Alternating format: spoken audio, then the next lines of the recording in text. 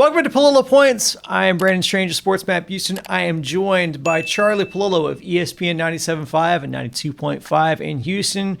If you have not subscribed yet, please do to the channel. Charlie, I wanted to talk to you about some Rockets because we're a quarter of the way season, so this is a good benchmark to look at this roster and maybe make some evaluations on it. As John Wall goes, the Rockets seem to go as well. They've only lost one game with him, and they didn't lose that game because of him. The offense clearly is kind of going by him right now or through him right now. He seems to be cementing himself as a team leader. He's taking ownership of this team, but pragmatically, the Rockets, may have bigger plans as far as the rebuild goes. Do you see them staying with John Wall as their main point guard and the guy who they're running their offense through? Or could you see them being much more practical with it and taking him to the market at a high value and maybe trying to get some value back for him? He's a solid guy. He's a solid player. Christian Wood has been a better player and certainly is the only important guy on the Rockets roster that you'd say going forward, if they build up a good team, that you figure to still be an integral piece of the team. Wood is 25, Wall is 30, Eric Gordon's 32, Oladipo is a free agent to be. I think the marketplace for Wall would be very slim pickings. Kemba Walker with the Celtics, maybe. You'd be thinking if they would make the swap. He's a nice player, like Oladipo's a nice player. But if he's the best player on your team, you're not close to being a serious contender. The Rockets need Christian Wood to either evolve into that type of player or they're going to have to acquire that type of player a la when they got Harden all those years ago.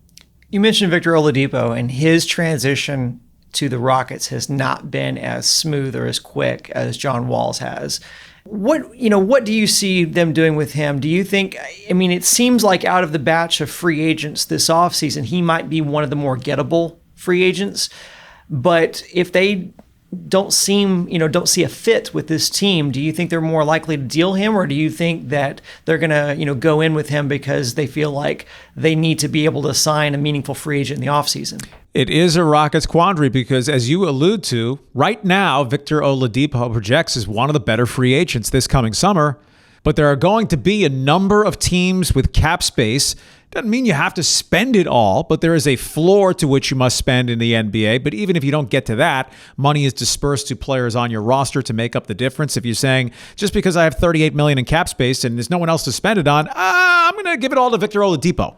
But if there's a team out there that would pay Oladipo $32, $34 million per year, and if not a full max, do the Rockets want to commit that for the next couple of years, you're paying $75 to $80 million for a Wall Oladipo backcourt? If you could get him back at about what he's making now, $21 million per year, within the landscape of the NBA, reasonable.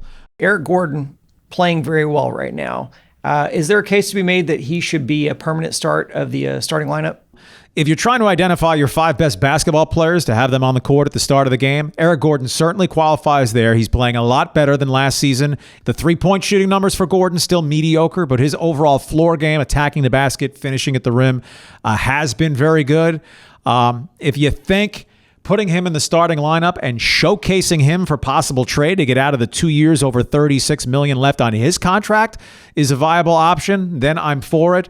Otherwise, they really have no one coming off their bench otherwise who you'd consider offensive firepower. So kind of 6 on one hand, half a dozen on the other for me on that one. Lastly, I want to talk about another guy who also seems to be uncomfortable this season. That's PJ Tucker. We had heard some rumblings over the offseason that he wasn't satisfied with his contract status with the team, but his performance on court is not giving the Rockets any incentive to try to change that status right now. What do you see the Rockets doing with him? Obviously he's become some sort of a fan favorite because of the amount of effort and energy he gives on the court, and he is a try-hard guy for sure. But a lot, it seems like now more and more those intangibles are the only really thing that you can count on him for, because the things that actually fall in the stat sheet just aren't being calculated there. I think you try hard too. I'm telling you, I would try really hard. I'd be nowhere near worth a raise over the $8 million per at what I'm making now if I'm giving PJ Tucker's output. PJ Tucker now should be a role player, a 15, 18 minute per game guy on a contender. How many games this season, while he's not a primary scorer, you cannot have games where you're routinely making 0 shots from the floor, scoring 2, 3, 4 points. Not with this roster.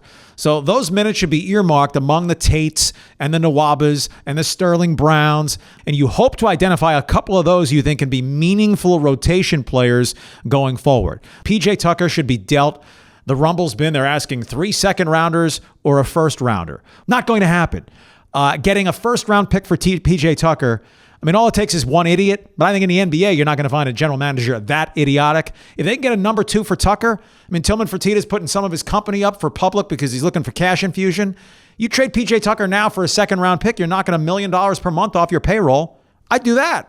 Would the team lose anything though? Like what would you see this team doing? And you mentioned guys like Nwaba and Brown kind of getting more minutes, but he is something where he has been known and he still plays good defense. I mean, like he's having trouble moving laterally, it appears, and he's almost 36. He's not an elite defender. He was never a guy who should have been first team all NBA defense. The homerism for that, but a quality defender where he could be in that role where you had high quality players, specifically Harden and or Paul or Westbrook, to do that heavy offensive lifting. Tucker is an appendix on this Rockets roster, a vestigial organ that serves no particular purpose. It's not knocking what he brought here, which was plenty over the last 3 years, but it's time to move on. The Rockets need to acknowledge we're not contenders, so playing an almost 36-year-old forward for intangibles, no, they need to develop younger players with tangibles.